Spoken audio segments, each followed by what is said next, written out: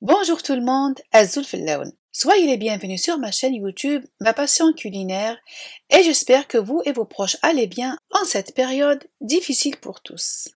Ma recette d'aujourd'hui, comme vous le voyez sur les images, s'intitule la pizza. Sans trop tarder, passons directement à la réalisation de cette belle pizza et commençons tout d'abord par la pâte.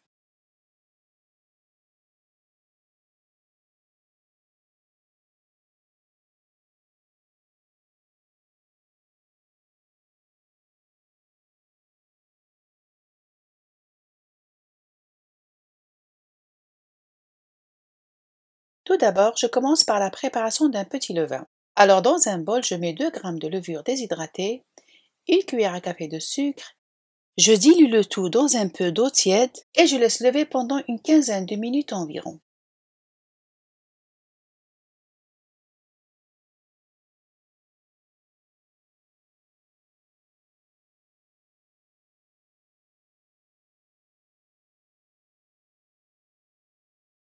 Je tamise la farine et je rajoute le sel. Et j'intègre ensuite les liquides, le levain, l'huile d'olive et l'eau tiède.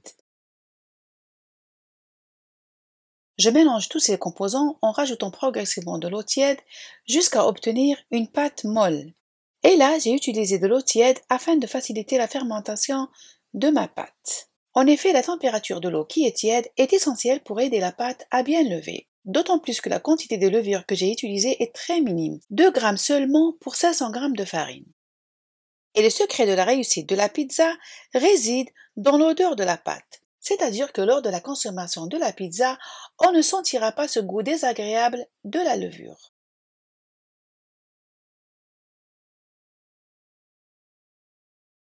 Voici l'aspect final de la pâte, très molle, qui colle au doigt au point que je n'arrive même pas à la manipuler. Alors la solution, c'est de la couvrir et la laisser reposer une dizaine de minutes afin de la travailler facilement. Puis je la transvase sur le plan de travail, je la pétris environ 2 à 3 minutes afin d'assurer l'homogénéité de la pâte.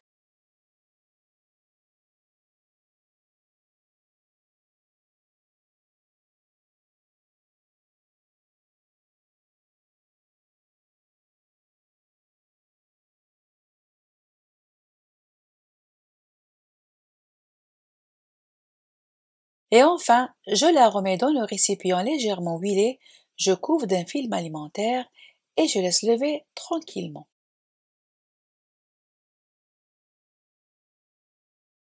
Passons à présent à la préparation de la sauce à pizza.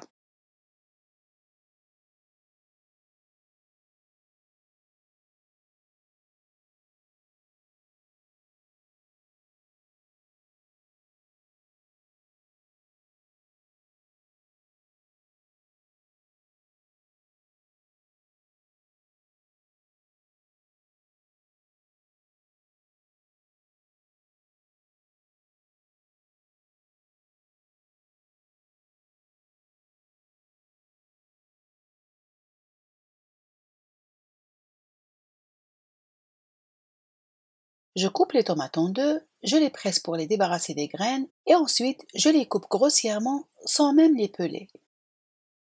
Dans une marmite, je mets les tomates sur feu moyen et j'agrémente cette sauce d'un oignon moyen grossièrement coupé, quelques gousses d'ail, les épices, je rajoute un brin de thym, une feuille de laurier et quelques feuilles de basilic. Et enfin, je verse l'équivalent d'un demi-verre à thé d'eau bouillante pour éviter que ma sauce ne brûle lors de l'ébullition. Comme vous l'avez sans doute constaté, je n'y mets aucune goutte d'huile dans ma sauce. Moi qui suis fan d'huile d'olive, je préfère réserver cette touche pour la fin, juste avant la dégustation de ma pizza.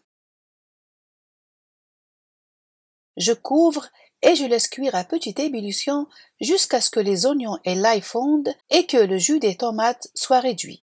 Et bien sûr, remuer de temps à autre pour éviter que la sauce n'accroche au fond de la marmite.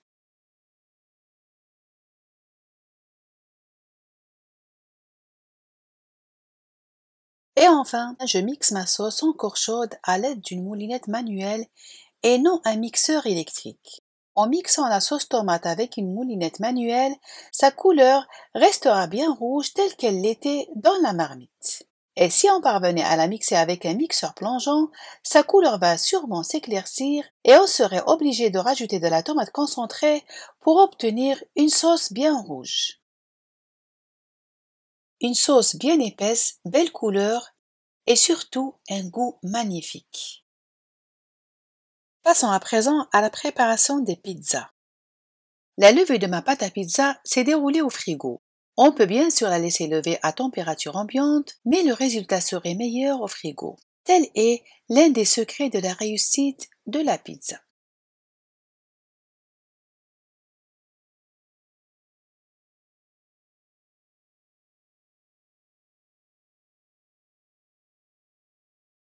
Avec 500 g de farine, je vais réaliser une pizza moyenne et 4 mini-pizzas individuelles.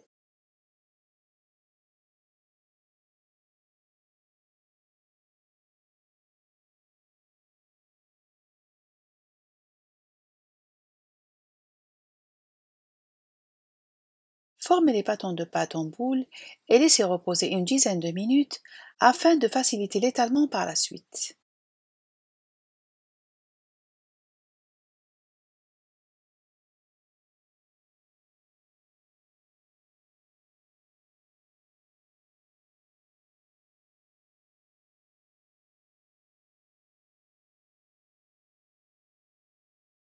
Étalez finement la pâte en laissant un pourtour bombé d'un doigt environ. Répartir la sauce tomate sur toute la surface de la pâte.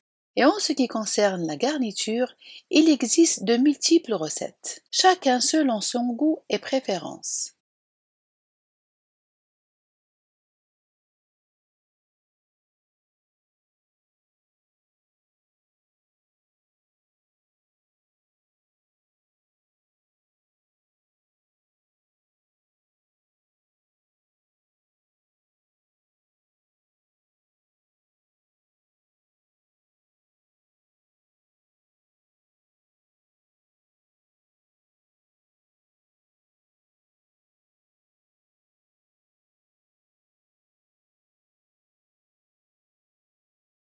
Parsemez la pizza de quelques pincées d'origan avant d'enfourner à température maximale.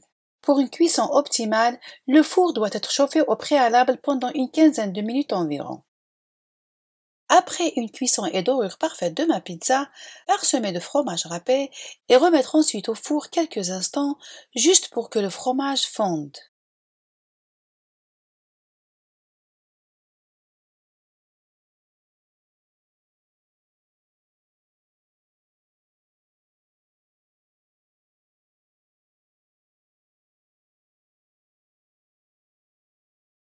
Et là, j'ai façonné des mini pizzas pour chacun des membres de ma famille. Très pratique, je les ai garnis selon le goût de chacun. J'en ai profité aussi pour faire une mini pizza sans garniture, juste avec de la sauce tomate et du fromage. J'avoue que c'était très très bon. Alors je vous laisse suivre les images sans commentaire.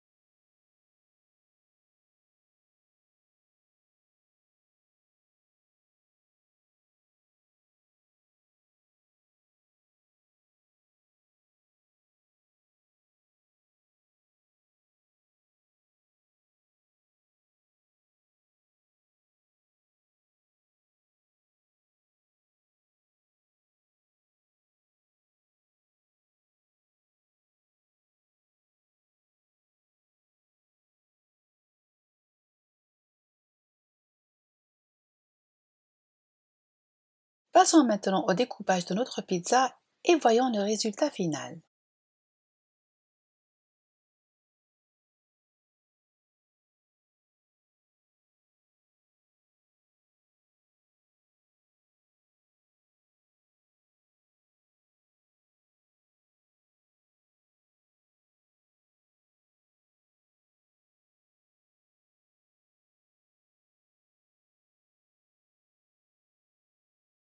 Une pizza savoureuse au bon goût de sauce légère et aromatisée à point.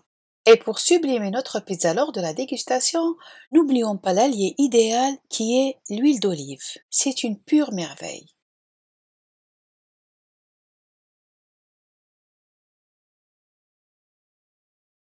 Et pour les amateurs de goût prononcé et piquant, j'ai accompagné ma pizza d'une sauce pesto à base de quelques gousses d'ail, quelques feuilles de basilic que j'ai couvert avec de l'huile d'olive.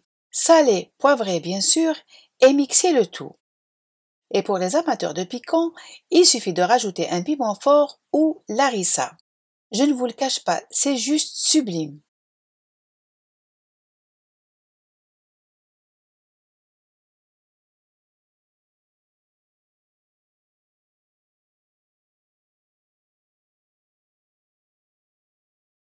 Ma vidéo de la pizza avec tous ses secrets touche à sa fin. J'espère qu'elle vous aura plu.